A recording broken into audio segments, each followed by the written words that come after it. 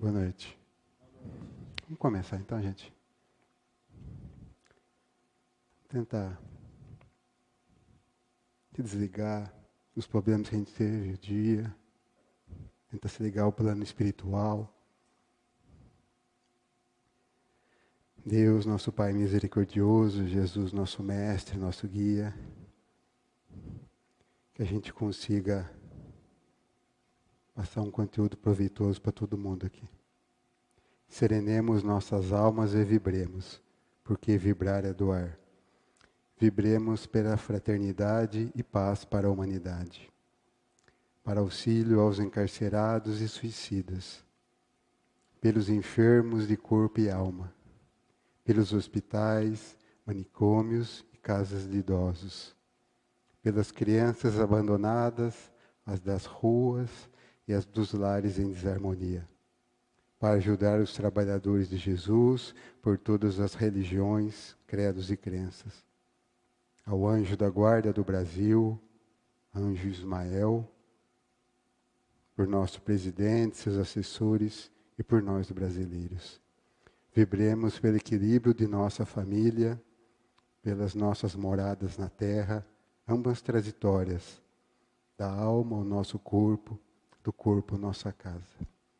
Finalmente, vibremos aos nossos benfeitores espirituais, nosso anjo da guarda, nosso mentor, pela perseverança, luz e amor em Jesus. E se for de nosso merecimento, peçamos a espiritualidade que seja colocada uma tela protetora dourada sobre o nosso lar. Pai nosso que estais no céu, santificado seja o vosso nome. Venha a nós o vosso reino. Seja feita a vossa vontade, assim na terra como no céu. Pão nosso de cada dia nos dai hoje. Perdoai as nossas dívidas, assim como nós perdoamos os nossos devedores. Não nos deixeis cair em tentação, ó Senhor, mas livrai-nos de todo mal. Que assim seja. Bom, gente, eu escolhi o tema para falar hoje da parábola da figueira seca. Eu gosto de, antes de escolher o tema, assistir alguns vídeos no YouTube de alguns palestrantes mesmo, né? Que a gente não é palestrante, a gente faz uma exposição aqui. E esse tema aqui foi o que me emocionou também. Me pareceu assim uma parábola que eu nunca entendi muito. Achei estranha a história dela. Aí estudando, a gente viu que ela tem uma profundidade muito grande. Conversando com uma amiga, ela até falou, puxa vida, vocês não lêem a Bíblia lá. Hoje eu trouxe a Bíblia e vou ler a Bíblia para vocês, tá? Essa passagem se encontra em Marcos, capítulo 11, e começa no versículo 12. No dia seguinte, quando saíram de Betânia, teve fome, Jesus. Ao ver à distância uma figueira coberta de folhagens, foi ver se acharia algum fruto, mas nada encontrou, senão folhas, pois não era tempo de figos. Dirigiu-se à árvore e disse, ninguém jamais coma do teu fruto. E seus discípulos o ouviram. Passando por ali, no outro dia, viram a figueira seca até a raiz. Pedro se lembrou e disse, Rabi, olha a figueira que amaldiçoastes, secou. Não parece esquisita essa história? Imagine, Jesus está passando, olha uma figueira, não tem figo, amaldiçoa, a figueira seca. Não parece que alguma coisa não está encaixando, não é coerente com a posição de Jesus, com o que ele passou para a gente? O que que está faltando aqui para a gente entender essa parábola? O que isso quer dizer? O que é essa figueira? O que é essa fome que Jesus tinha? Por que ele fez a figueira secar?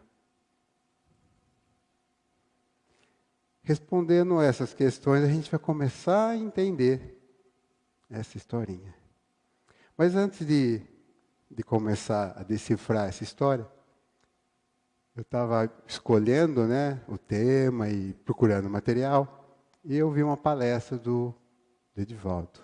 Eu gosto muito dele, e foi um tema assim que me chamou a atenção, né, falando sobre o desencarne de um expositor espírita. Expositor espírita como eu, como a Edna, como a Marlene, como o Zé, como Paulo. E me chamou a atenção, falei, nossa, o que será que vai dar isso? Como será que é, né? E, a minha surpresa, mas nem tanto, ele não estava em cima de uma nuvinha, esse expositor. O expositor, o Evaldo falou que até ele falava bem, a palestra dele era bonita, mas ele estava no umbral. Ele estava ali com o mentor do lado dele, tentando ajudá-lo, né? E ele sempre simboliza, né, que ele estava com uma luzinha igual de um vagalume, fraquinha, pequenininha. E chegou uma senhorinha, que ele olhou, acho que eu conheço essa senhora, radiando uma luz intensa. Aí a senhora chegou e foi agradecê-lo. Puxa vida, obrigado, você me ajudou muito com as suas exposições. Será muito bom, você passava mensagens evangélicas muito boas. Eu aprendi muito você falando. Isso mudou a minha vida. E aquele expositor ficou pensando. Puxa vida, mas eu falava, explicava. Eu acho que teve algum efeito, porque fui reconhecido até por ela aqui, foi me agradecer. Mas por que eu estou nessa situação de sofrimento, de infelicidade? E parece que ela está tão melhor que eu. E perguntou para o mentor dele, que estava junto com ele. Por que isso? Como você me explica isso? O que aconteceu? E aí,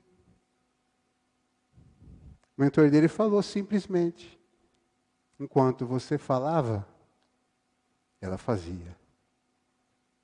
Isso mostra que realmente as palavras da gente têm algum valor? Tem. Mas mais que as palavras, é colocar isso que a gente fala em ação. Isso que é importante. E a gente vai entender melhor agora com a figueira seca. Quem que é essa figueira? O que representa essa figueira? Essa figueira representa o povo de Israel, o povo de Jesus. E por extensão, todos nós. E Jesus passando, viu a figueira e quis aproveitar essa história. Porque Jesus se expressava, e a gente sabe muito bem, através de parábolas. Né? Até aí eu também sabia. Mas tem um outro tipo de parábola que ele se expressava. Através de um teatrinho, de uma representação. Como se ele fizesse um teatro mesmo. Alguma coisa mais prática, e não só falar. E realmente nessa passagem aí, da figueira seca, ele faz esse teatrinho. Antes disso, da figueira, ele tinha entrado em Jerusalém. Né? Isso aconteceu, ele chegou lá no templo, aquela passagem famosa, que tem o pessoal vendendo, aquela coisa lá, a limpeza do templo, ele escorraça aquela turma, e aquela coisa toda, está saindo da cidade, encontra a figueira e nos dá uma outra lição sobre a figueira seca. A figueira estava coberto de folhagens. A figueira, como pessegueiro, quando ela tem folhas, ela tem fruto. Então Jesus chegou e foi ver se acharia algum fruto. Ele viu aquela figueira bonita, procurou e não achou fruto nenhum. Qual o fruto que Jesus estava procurando? Por que Jesus procurou o fruto? Porque ele estava com fome. Mas que fome Jesus tinha? Qual é a fome? A fome de Jesus é a fome da realização do reino de Deus aqui na terra. Essa era a fome de Jesus. E o que Jesus procurou? Esse fruto era o fruto do investimento no povo de Israel, para ver se ele conseguia, como que estava desempenhando, depois de profetas, de tempos de sofrimentos, se eles tinham aprendido alguma coisa. E realmente não tinham aprendido muita coisa. E para que serve uma árvore sem frutos? Conversando com um amigo meu hoje sobre essa parábola, ele falou, nossa, mas Jesus foi muito rigoroso. Pô, pelo menos a figueira estava fazendo sombra. Ela servia para alguma coisa. Ela fazia sombra. Como também a gente pode pensar, né? Eu não faço o mal, mas o bem eu também não faço. Eu faço sombra. Sabe que essa é a proposta de Deus, de Jesus para a gente? Fazer sombra? Ser uma pessoa morna? Não. Não é essa a proposta. A proposta é que a gente dê frutos. E a reflexão que a gente faz é, será que a gente está dando fruto? Ou a gente é uma figueira seca? Eu até pensei em mudar meu nome. Arlindo Martins Júnior Figueira.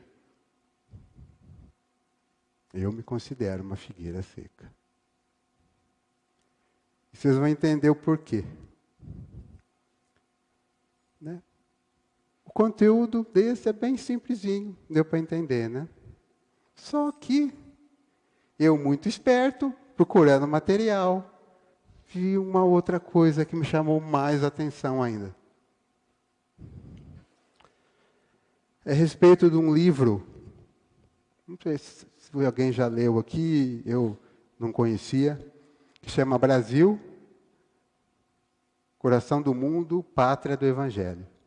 Não sei se já tiveram a oportunidade de ler esse livro.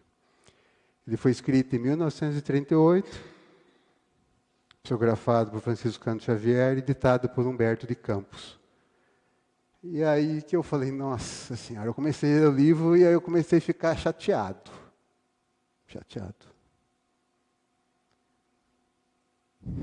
Porque nesse livro ele descreve a criação, vamos dizer assim, do Brasil e os esforços do plano espiritual para construir um povo melhor que a gente. Então começa, vou relatar rapidamente, só para vocês entenderem, né, que em torno do final do século XIV, depois de 1375, Jesus, né, que é o governador espiritual da Terra, veio até aqui ao nosso planeta e veio dar uma olhada, ver como é que está, fazer uma supervisão, como é que está o pessoal, aprender o que eu deixei.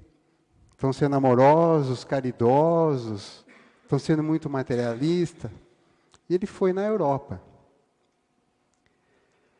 E ele ficou um pouco incomodado com o que ele viu. Né?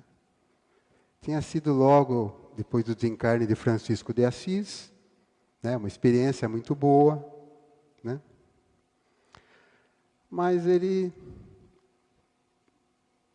frisou que havia descido outra vez das selvas misteriosas da iniquidade humana, roubando às criaturas a paz e aniquilando-lhes a vida. E quando Jesus é uma pessoa muito importante espiritualmente, ele não veio sozinho. Veio com o pessoal que assessora ele, né? Anjos. Né? E tinha um especial, Eliú. Vendo que Jesus ficou desconfortável com a situação, falou, não, Jesus, mas vamos ajeitar, vai ficar bom. Porque Eliú que tratava dos problemas sociológicos da terra, da população. E Jesus ficou, né, muito entristecido e falou, meu coração se enche de profunda amargura,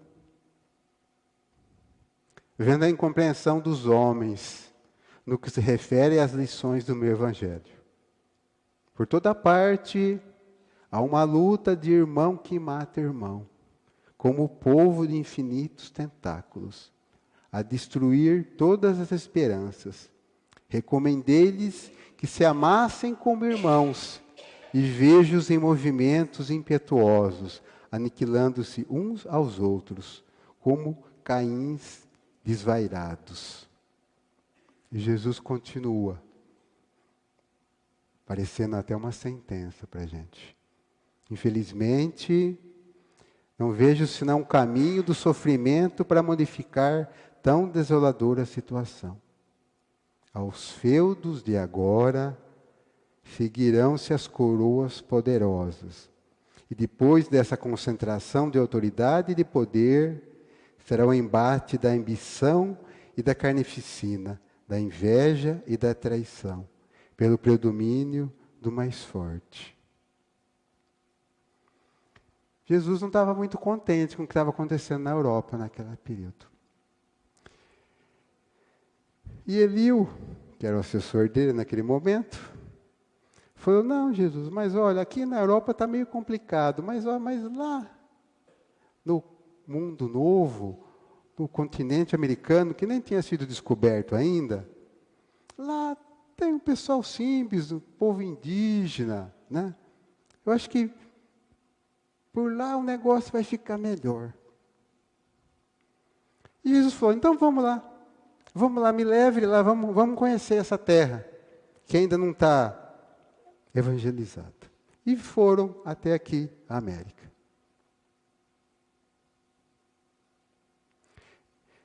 E Jesus, vendo aquela beleza, aquela natureza tão esplêndida, ficou comovido. E falou, para essa terra maravilhosa e bendita, ele já estava no Brasil agora, será transplantada a árvore do meu Evangelho de piedade e de amor. No solo dadivoso e fertilíssimo, todos os povos da terra aprenderão a lei da fraternidade universal. Sob esse céu serão entoados as hosanas mais tenras à misericórdia do Pai Celestial. E já deu uma ordem para o anjo que acompanhava. Tu, Eliú, vai encarnar na terra, no seio do povo mais pobre e trabalhador do Oriente, do Ocidente, no caso ele seria Portugal, constituirá um roteiro de coragem para que sejam transpostas as imensidades desses oceanos perigosos e solitários. Então Jesus já tinha incumbido o anjo de encarnar lá em Portugal. Ele vai encarnar como é que é o nome?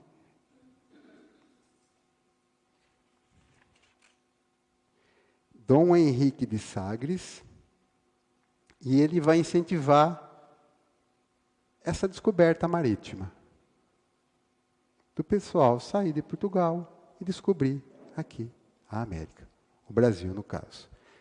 Então, a gente já começa a ver que o plano espiritual está sempre interferindo e tentando conduzir para o melhor caminho possível. E esse caminho possível seria fundar um novo coração do mundo, pátria do Evangelho, que seria aqui no Brasil.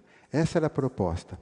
E Jesus tinha em mente que 3 povos iriam ajudar nessa tarefa.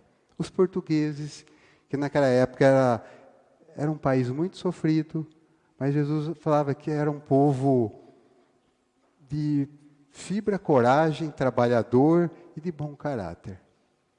Vamos tentar também pegar, ele falou, o pessoal da África ali. As almas redimidas que encarnam na África e também vêm ajudar aqui. E os indígenas dessa terra, aqui do Brasil. E foi essa a proposta de Jesus. Só que ele precisava de alguém para coordenar essa tarefa. Um outro anjo do lado dele, um anjo chamado Ismael, e agora que eu faço na oração inicial que a gente fez,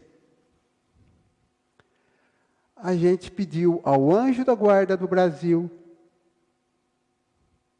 anjo Ismael, é esse Ismael. Esse Ismael que a gente fala na prece, é esse anjo Ismael que Jesus colocou como responsável espiritual pelo nosso país. E falou, Ismael, Jesus falando, manda o meu coração que doravante seja o zelador dos patrimônios imortais que constituem a terra do cruzeiro. Recebe-a nos teus braços de trabalhador, devotado da minha seara. Como a recebi no coração, obedecendo às sagradas inspirações do nosso Pai. Reúne as incansáveis falanges do infinito que cooperam conosco nos ideais sacrossantos. Inicia a construção da pátria do meu ensinamento. Transplantarei a árvore da minha misericórdia, espero que a cultives com tua abnegação e teu sublimado heroísmo. E já nomeia o anjo Ismael como responsável pelo Brasil. Fala, pega a turminha e vamos lá, vamos trabalhar. E o anjo Ismael começa a mexer os pauzinhos, vamos dizer assim, para que isso ocorra. O anjo Elio, que vai encarnar como um Henrique de Sabres lá em Portugal, vai começar a fomentar a exploração da navegação aqui, para descobrir a América, e ele vai começar a agir no plano espiritual. E começou a história do Brasil. Só que lembra que eu falei que Jesus tinha em mente que os portugueses, os africanos, e quem mais? Portugueses, africanos e os indígenas, né? Que iam ajudar aqui a construção da pátria do Evangelho. Ismael sentiu que o negócio não estava muito legal. Os portugueses começaram a explorar a terra, extrair o pau-brasil, buscar o ouro, focaram só na exploração da terra. Os negros que tinham a proposta de ajudar aqui, começaram a ser escravizados. E os índios a serem caçados e escravizados também. E Ismael vendo aquilo, sentindo que eu estou perdendo o controle, isso não está legal. Pede uma audiência com Jesus. É relatado isso no livro.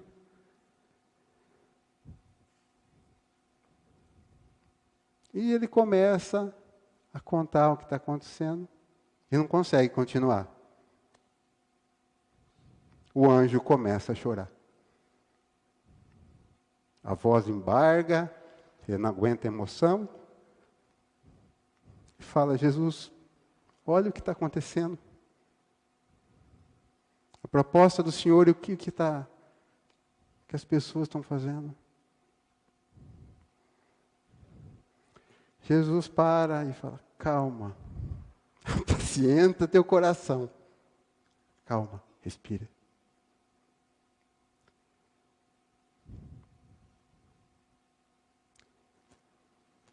Ismael, lá no umbral, o Ismael já, ele já ficou meio assim.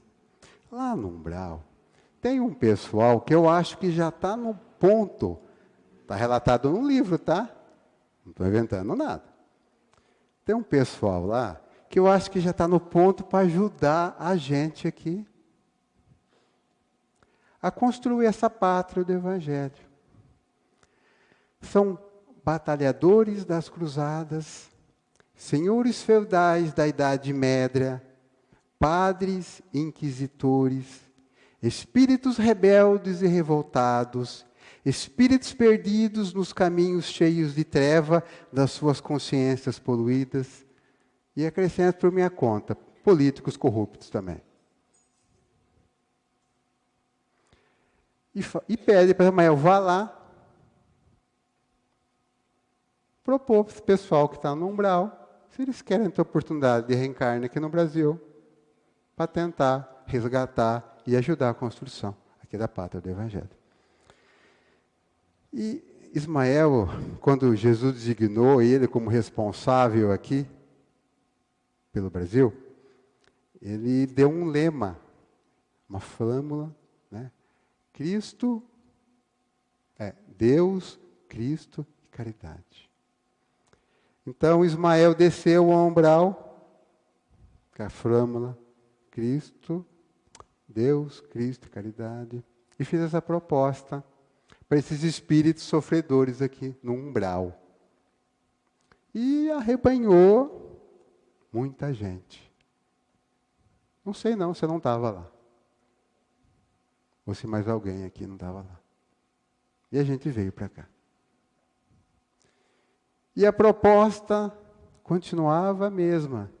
Que o Brasil, pela sua imensidade, pela sua fartura material, pela natureza exuberante que a gente tem, ia ajudar aos povos mais famintos, mais simples, com o pão. E ia mostrar através do exemplo dessa interação dessas três culturas iniciais, o português, o negro e o índio, a fraternidade, a cooperação. Essa era a proposta inicial, que não estava acontecendo de acordo. E sempre havia interferência do plano espiritual. Ismael conversando com Jesus, Ismael não se conformando muito com isso, mas, Senhor, não está indo pelo caminho que o Senhor tinha estipulado. E em várias ocasiões, Jesus alertou, Ismael, a gente tem que respeitar o livre-arbítrio. A gente tem que respeitar o livre-arbítrio.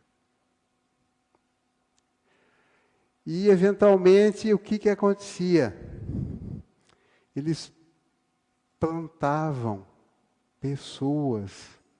E sabe, é legal que a gente vai entendendo como funciona o plano espiritual na coordenação do mundo. Ele precisa de pessoas para conseguir agir. Mas como? Se a gente está tão afastado disso tudo. A gente é só preocupado com coisas materiais, com a nossa vida, com as nossas coisas. E a gente não dá oportunidade para que Deus, a proposta de Jesus, se realize através da gente. Então, o que o plano espiritual faz? Pega anjos, espíritos missionários.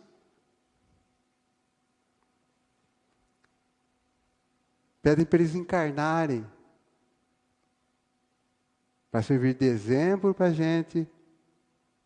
para tentar avançar com esse projeto. É assim que funciona. Porque eles não podem contar com a gente. Infelizmente, não pode. Salvo raras exceções. Porque todo mundo aqui tem uma missão, tem um objetivo. Qual será que é?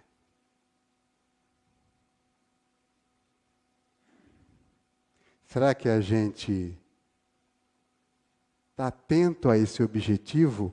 Não um objetivo material, mas um objetivo espiritual na nossa vida? Será que a gente tem o objetivo de ser pessoas melhores? De tentar fazer o bem?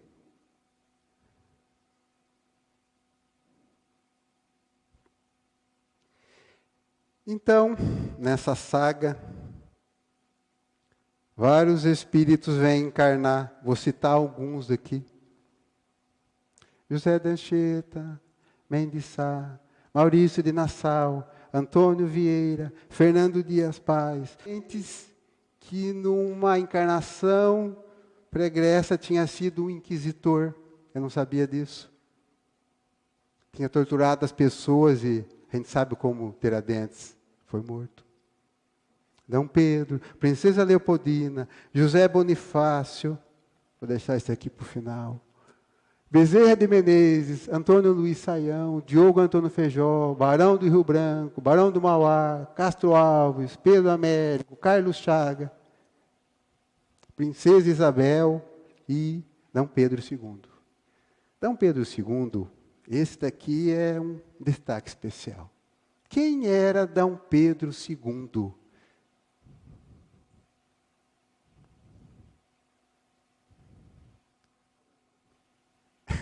Já ouvi isso hoje.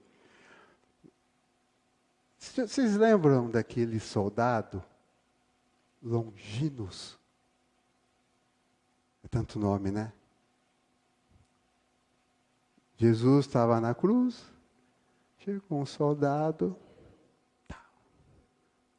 Longinos.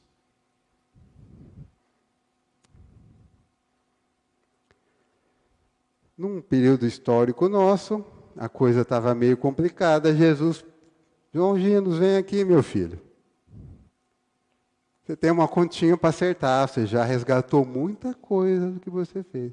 Mas ainda você tem uma missão. Se você conseguir realizar essa tarefa, a fatura está paga. Você se redimiu do que você fez há 2000 anos atrás. Aí Longinos falou, senhor, vou ter que pagar as contas, vamos aí, né? E Longinos encarna como D. Pedro II. Com a proposta de levar o Brasil à próxima independência e trazer, né, esse país para uma condição melhor. Os livros históricos, os filmes que a gente vê, não mostram muito isso, não. Até uma palestra do Haroldo que eu li sobre isso, até o Haroldo comentou que os historiadores estão começando a rever esses fatos históricos, porque da época de D. Pedro II, diz que foi o maior estadista da sua época. Só que a história não foi justa com ele. E Longinos, nosso D. Pedro II, veio aqui, cumpriu sua tarefa e é um espírito redimido. Então, quantos espíritos redimidos ou em redenção, octano débitos, já passaram por aqui? Já tiveram a oportunidade e conseguiram ter êxito. A gente está tendo essas oportunidades. Com certeza. Às vezes em missões pequenas, em tarefas, talvez dentro do nosso lar, dentro do nosso grupo social, ou talvez aqui, até na cidade. Será que a gente está sendo uma figueira seca? Por opção A gente fica na inércia, fica parado.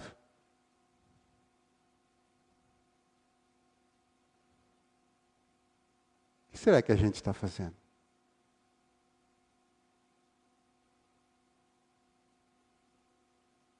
Será que só eu me considero uma figueira seca aqui? Muito humildemente. Eu sei da proposta de Jesus e eu sei o que eu faço e eu sei que eu não faço nada. Eu me vejo naquela história que eu falei no começo, daquele expositor espírita no umbral, que fala, fala, fala. E outros conseguem fazer. Porque é fácil falar. Você estuda, lê, fala. Fácil. E aí? Tem algum valor isso? Talvez para quem escuta e consiga colocar isso, essa informação, converter isso em sentimento e em ação. Aí isso tem um valor. Mas as palavras em si, nada. A gente tem que fazer isso, se converter em alguma coisa. Nem que no primeiro momento isso incomode. Eu acredito que talvez alguém se sinta incomodado com o que eu estou falando, como eu me senti incomodado estudando isso. A gente sente aquela ânsia de, puxa vida, eu tenho uma tarefa e eu acho que eu não estou dando conta. Eu sei que isso vai ser cobrado. É uma dívida que eu vou ter que pagar. Não é um mundo de provas e expiações? A gente não tem que ajustar, se melhorar aqui? A gente pode ficar empacado até um certo ponto. Chega um momento que a gente é empurrado para frente. Então, sei lá, eu fiquei muito mexido com esse livro. Senti que eu devia compartilhar isso com vocês, que a gente realmente tem um objetivo, tem uma missão, tem uma tarefa aqui, cumprindo espiritual age de uma maneira tão maravilhosa, e a gente não sabe, não entende. E quando a gente tem oportunidade, através de uma obra psicografada, entender um pouquinho como que isso funciona, a gente vê que a gente é aquele funcionário vagabundo, relapso, que fica sentado, encostado e não colabora com a tarefa. E agora vocês acham que Jesus foi muito violento, foi muito enfático em nos mostrar, através dessa parábola, que a figueira sem frutos só serve para lenha, para nada, ela serve para sombra? Não. Jesus não quer sombra, Jesus não quer pessoas mornas.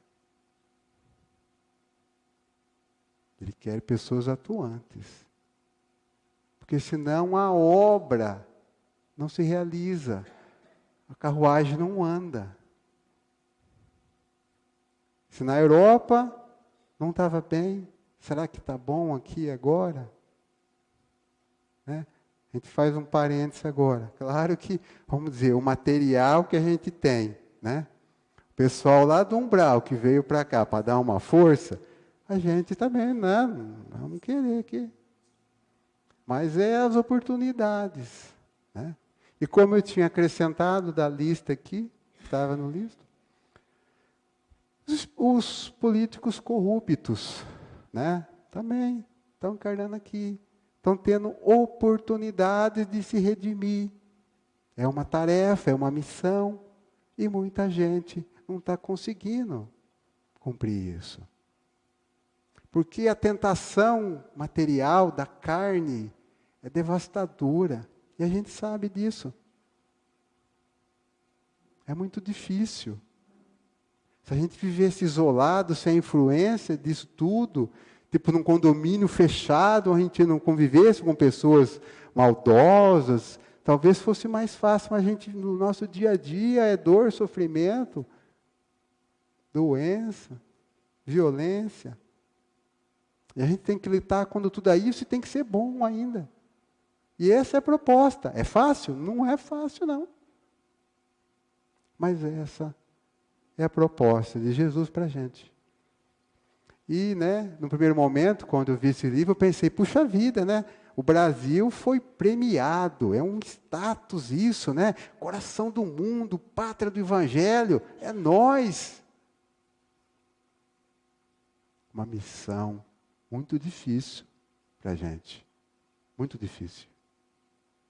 E a questão que eu coloco para vocês, para a gente ir embora para casa, quando eu dormir, pensar. Será que a gente está colaborando com essa proposta, com esse ideal de Jesus, de realmente fazer do Brasil um país que possa ajudar os mais pobres, e a gente consiga ser mais fraterno, mais amoroso com os nossos irmãos?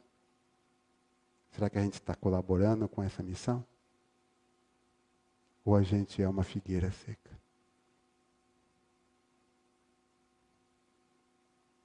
Fica para pensar. Até você quer falar alguma coisa?